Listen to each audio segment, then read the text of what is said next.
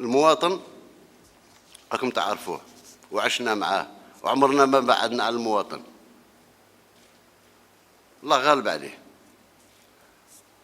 الإشاعات وهذه ودخلوا يوصلوه حتى أن هو يصبح اليوم ربما يأثروا فيه باللي هادوك اللي مسوا المال العام واللي فسدوا اللي فسدوا البلاد وفسدوا يعني مظلومين.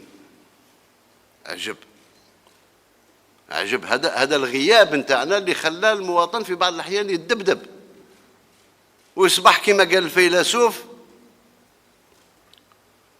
الفيلسوف قال لك أنا نفهم الديب لما منين يكون ياكل في الخروف تسيل اللعب نتاعو بالدار جاي يريق، هو ياكل في الخروف يتلدد، أما الخروف ياكل فيه الديب هو اللعب نتاعو تسيل هو يريق ويتلدد لأن الديب ياكل فيه. هذه وضعية خطيرة، سي لو سومي دو مازوشيزم، وحنا